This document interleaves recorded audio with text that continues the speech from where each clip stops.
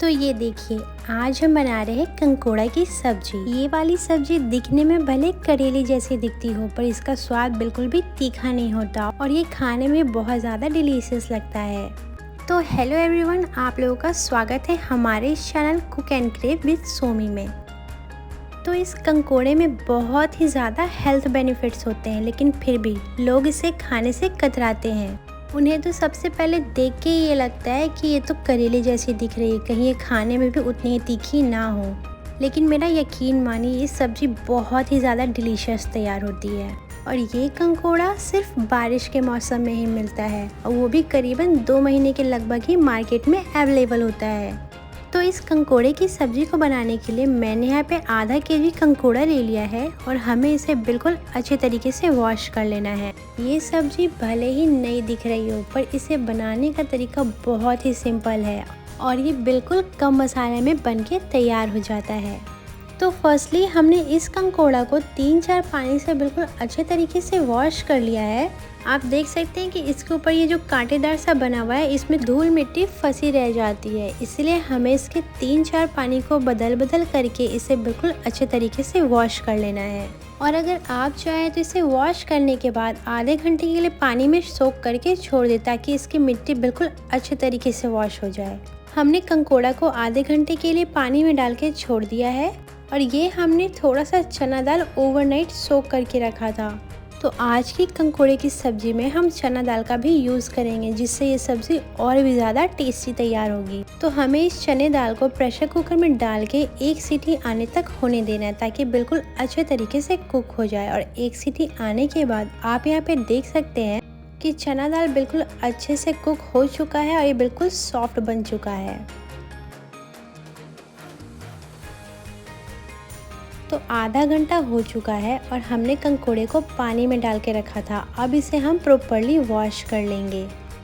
तो जब आप इसे वॉश कर रहे हो तो ये जो कांटेदार जैसा बना होता है, उसके पास आप अच्छे से रब करते हुए वॉश करें, ताकि इसमें बिल्कुल भी धूल मिट्टी चिपके ना रहे।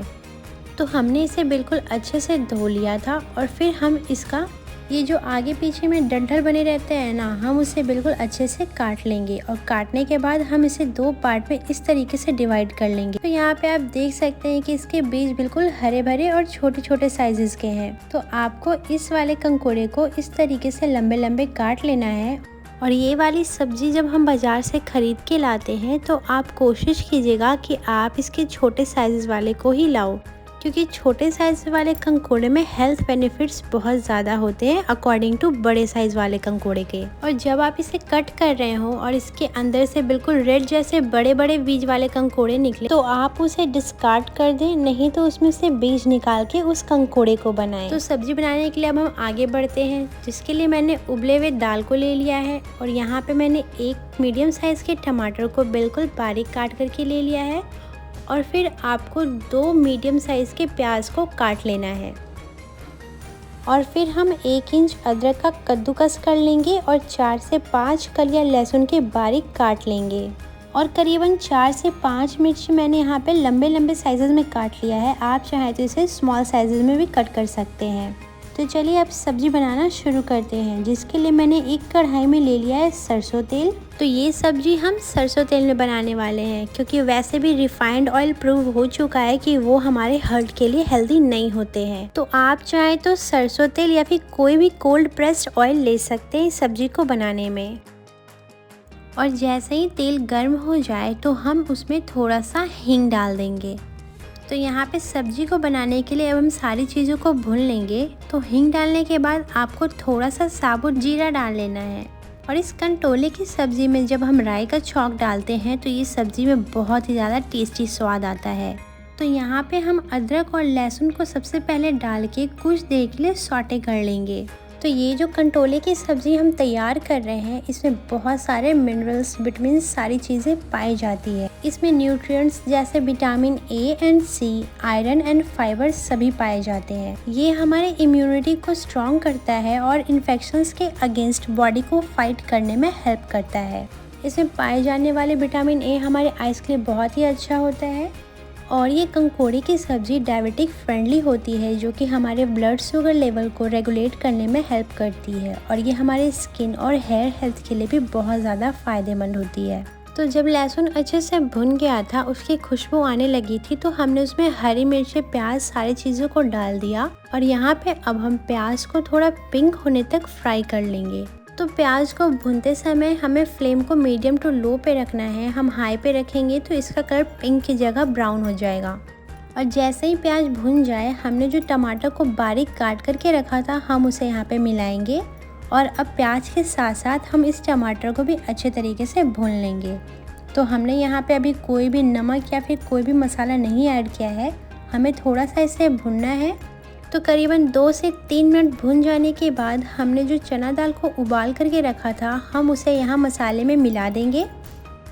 तो इन सबको मीडियम फ्लेम पे रखते हुए हमें साथ साथ में भून लेना है और जैसे ही टमाटर हल्का सा सॉफ्ट हो जाएगा, हम इसमें सारे पाउडर मसाले को मिलाएंगे। तो यहाँ पे इस सब्ज़ी को बनाने में हमने 1 से 1.5 चम्मच के करीबन धनिया पाउडर का लिया है। और ये सब्ज़ी आपको कितनी तीखी चाहिए, आप अपने टेस्ट के अकॉर्डिंग यहाँ पे इसमें लाल मिर्च मिला दें। और यहाँ पे अब हम डालेंगे आधे चम्मच के करीबन हल्दी पाउडर और इन सब को डालने के बाद हम इन सब में एक बार मिक्स दे देंगे।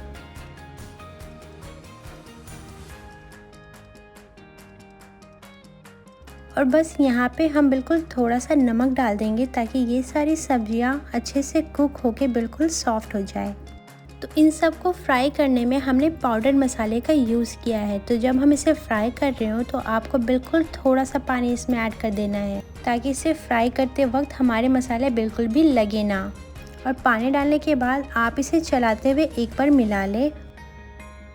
और फिर हमने जो कंकोड़े को काट के रखा था, अब हम उसे यहाँ पे डाल देंगे।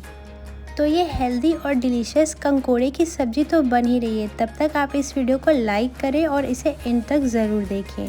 तो सारे कंकोड़े को मैंने यहाँ पे मिला दिया है और अब हम इसे मसाले के साथ मिक्स करते हुए फ्राई कर लेंगे।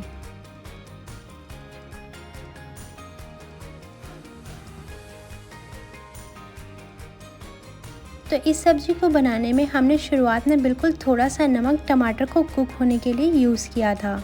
तो सारे कंकोड़े को डालने के बाद हम इसमें प्रॉपर स्वाद अनुसार नमक डाल देंगे और इसे बिल्कुल अच्छे तरीके से मिला के कुक कर लेंगे। तो चाहे मौसम बारिश का हो या गर्मी या फिर ठंडा, हमें सीजनल सब्जियां तो खानी ही चाहिए। और ये सब्जी जब तैयार होगी तो इसमें थोड़ा सा खटास आने से इसका स्वाद और भी बढ़ जाएगा। तो मैंने यहाँ इस सब्जी में 1 चम्मच के लगभग अमचूर डाल दिया है।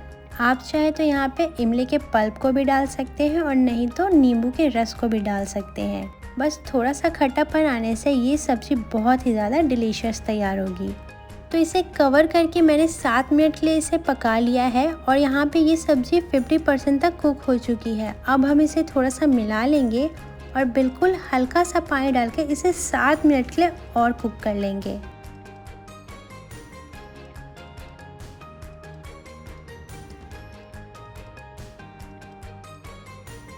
और जब 7 मिनट के बाद ढक्कन हटा के देखा तो हमारा कंकोड़ा बिल्कुल अच्छे से कुक होके बिल्कुल डिलीशियस सब्ज़ी तैयार हो गई है। अब आप इसे बिल्कुल बारीक धनिया पत्ते से गार्निश करें, रोटी, पूड़ी, पराठे या फिर चावल दाल के साथ भी इसे एंजॉय कर सकते हैं। ये कंकोड़ा बिल्कुल सीजनल सब्जी है और ये बिल्कुल 2 मंथ के लिए ही मिलता है और इसकी सब्ज़ी बहुत ज़्यादा डिलीशियस तैयार होती है। तो इससे पहले कि इसका सीज़न ख़त्म हो जाए, आप इसे ज़रूर ट्राई करें और इसकी सब्ज़ी को बनाएं और फिर हमें बताएं कि ये सब्ज़ी आप लोगों को कैसी लगी। तो अगर आपको ये कंकोड़ा की सब्ज़ी पसंद आई हो तो इस वीडियो को लाइक करें, अपने लव्ड वन के साथ शेयर करें और इस चैनल को सब्सक्राइब करना ना भूलें। ऐसे ही हेल्दी और टेस्टी रेसिपीज़ के लिए मिलते हैं अब नेक्स्ट वीडियो में। तब तक के लिए आप मेरे चैनल पे जाएं, मैंने बहुत सारे प्लेलिस्ट क्रिएट किए हुए हैं, आप जाएं उन्हें देखें और नई नई रेसिपीज़ ट्राई करके अपने बच्चों, फैमिली, फ्रेंड्स सभी को खिलाएं। Thank you, keep watching.